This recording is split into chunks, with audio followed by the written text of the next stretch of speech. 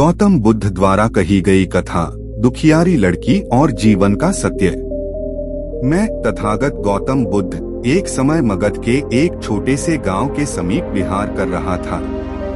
प्रातः की वेला थी। सूर्य की कोमल किरणें धरती को स्पर्श कर रही थीं और पीपल के वृक्ष की छाया में शांति फैली हुई थी। उसी समय मैंने एक युवती को दूर से आते देखा। उसके वस्त्र साधारण थे, आंखों में आंसू भरे थे और कदमों में थकान थी। वह मेरे समीप आई, नतमस्तक हुई और बोली, भगवन, मेरा जीवन केवल दुखों से भरा है। माता पिता बचपन में ही मुझे छोड़ गए, गरीबी ने मेरा साथ नहीं छोड़ा और समाज ने मुझे अपनाया नहीं। क्या इस संसार में मेरे लिए भी शांति है? मैंने उसकी ओर करुणा से देखा।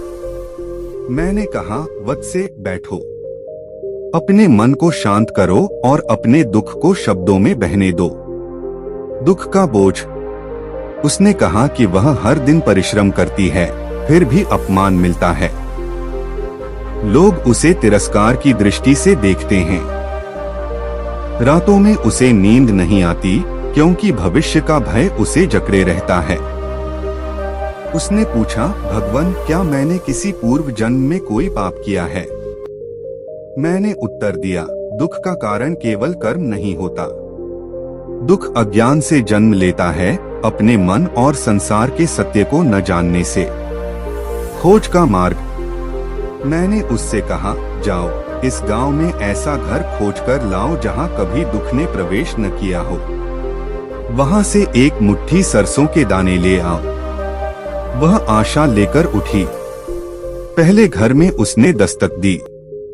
वहां एक माँ अपने बीमार पुत्र के पास बैठी थी।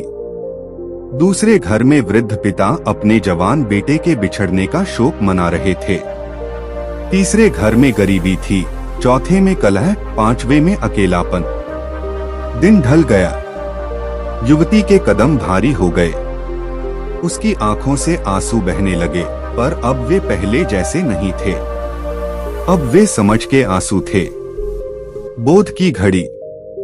वह मेरे पास लौटी और बोली, भगवन, ऐसा कोई घर नहीं मिला जहां दुख न हो। हर किसी के जीवन में कोई न कोई पीड़ा है। मैंने कहा, वत्से, यही संसार का सत्य है। दुख सार्वभौमिक है। जो यह समझ लेता है वही दुख से ऊपर उठने का मार्ग पाता है। 4 आर्य सत्य। मैंने उसे 4 आर्य सत्य समझाए। 1. जीवन में दुख है। 2. दुख का कारण तृष्णा है, अतृप्त इच्छा। 3. दुख का निरोध संभव है। 4. निरोध का मार्ग अष्टांगिक मार्ग है। मैंने कहा, जब तुम यह जान लेती हो कि तुम अकेली नहीं हो, तब करुणा जन्म लेती है। करुणा से अहंकार टूटता है और अहंकार के टूटते ही शांति का द्वार खुलता है। अष्टांगिक मार्ग का प्रकाश। मैंने उसे समयक दृष्टि, समयक संकल्प, समयक वाणी, समयक कर्मांत, समयक आजीविका, समयक प्रयास, समयक स्मृति और समयक समाधि के विषय में बताया। मैंने कहा, इनका अभ्यास धीरे धीरे करो। किसी चमत्कार की अपेक्षा मत रखो। परिवर्तन भीतर से आता है। करुणा का अभ्यास। मैंने उससे कहा कि वह हर दिन एक छोटे से कार्य से करुणा का अभ्यास करे। किसी भूखे को भोजन, किसी दुखी को सांत्वना, किसी अकेले को साथ। जब तुम दूसरों के दुख को कम करोगी, मैंने कहा, तब तुम्हारा अपना दुख स्वतः हल्का हो जाएगा। स्वीकार का बल। युवती ने पूछा, भगवन, जब अपमान मिले तब क्या करूं? मैंने कहा, अपमान को देखो पर उसे पकड़ो मत।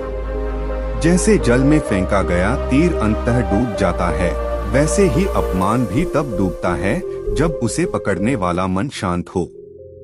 परिवर्तन की शुरुआत। दिन बीतने लगे। वह युवती मेरे उपदेशों का अभ्यास करने लगी। वह अपने श्रम को साधना समझकर करने लगी। जब उसे तिरस्कार मिलता, वह सांस पर ध्यान लाती। जब मन विचलित होता, वह स्मृति में लौट आती। धीरे धीरे उसके चेहरे पर शांति दिखने लगी। लोग भी उसके बदले हुए व्यवहार को देखकर बदलने लगे। जहां पहले उपेक्षा थी, वहां अब सम्मान का अंकुर फूटने लगा। सच्ची संपदा। एक दिन वह फिर मेरे पास आई और बोली, भगवान, मेरे जीवन की परिस्थितियां बहुत नहीं बदली, पर मेरा मन बदल गया है। अब दुख मुझे तोड़ता नहीं। मैंने कहा, वत्से, यही सच्ची संपदा है। बाहरी परिवर्तन क्षणिक होते हैं, पर मन का परिवर्तन स्थायी। विदा का उपदेश। विदा लेते समय मैंने कहा, स्मरण रखो, जीवन नदी की तरह है। लहरें आती जाती रहती हैं। जो लहरों से नहीं, नदी के स्वभाव से जुड़ जाता है, वही शांत रहता है। वह नतमस्तक हुई, उसकी आंखों में कृतज्ञता थी। उसने मार्ग पाया था अपने भीतर। उपसंहार। इस प्रकार दुखियारी लड़की ने यह जाना कि दुख से भागना नहीं, उसे समझना और उससे ऊपर उठना ही मुक्ति का मार्ग है। जो यह समझ लेता है, उसके लिए हर क्षण साधना बन जाता है और हर श्वास शांति का संदेश। तथागत गौतम बुद्ध। दीपक की लौ शांत थी, पर उसका प्रकाश गहरा। लड़की देर तक उसे देखती रही, फिर धीमे स्वर में बोली, भगवान, अगर तेल खत्म हो जाए तो? गौतम बुद्ध मुस्कुराए। उन्होंने जमीन से कुछ सूखे पत्ते उठाए और बोले, जब तक मन में इच्छा है कि उजाला फैलाना है, तब तक जीवन स्वयं ईंधन खोज लेता है। लड़की ने पूछा, और जब लोग मेरे टूटेपन का मजाक उड़ाए? बुद्ध ने उत्तर दिया, जो अपने प्रकाश से डरते हैं, वही अंधेरे पर हंसते हैं। दीपक को यह नहीं देखना चाहिए कि कौन हंस रहा है, उसे बस जलते रहना चाहिए। उस दिन लड़की ने दीपक अपने साथ रख लिया। हर शाम वह उसे जलाती और एक पल मौन में बैठती। धीरे धीरे उसका मन स्थिर होने लगा। अपमान की बातें अब उसे कम चुभने लगी। कुछ समय बाद वही लड़की दूसरों के घरों में दीपक जलाने लगी, किसी के मन का, किसी के जीवन का। और एक दिन उसने समझ लिया, वह अब दुखियारी नहीं रही, वह प्रकाश बन चुकी थी। समय बीतता गया। अब वह लड़की केवल दीपक जलाने वाली नहीं रही, बल्कि लोगों के अंधेरों को समझने लगी थी। जिस घर में वह दीपक लेकर जाती, वहां कुछ पल बैठती, बिना कुछ कहे। एक दिन एक वृद्धा ने उससे पूछा, बेटी, तुम हर घर में दीपक क्यों जलाती हो? लड़की ने शांत स्वर में उत्तर दिया, क्योंकि कोई न कोई हर घर में अंधेरे से लड़ रहा है। उसकी यह बात धीरे धीरे गांव में फैल गई। लोग उसके पास अपने दुख कहने आने लगे।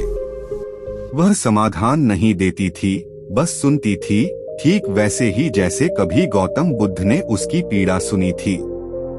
एक दिन किसी ने उससे कहा, तुम तो खुद दुखियारी थी, अब हमें क्या सिखाओगी? वह मुस्कुराई और बोली, मैंने दुख से नहीं, दुख के भीतर से सीख पाई है। उसी शाम वह फिर बुद्ध के पास पहुंची।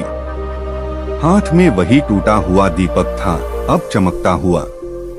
बुद्ध ने उसे देखकर कहा, जब दीपक दूसरों को प्रकाश देने लगे, तब वह स्वयं पूर्ण हो जाता है। लड़की ने नतमस्तक होकर प्रणाम किया।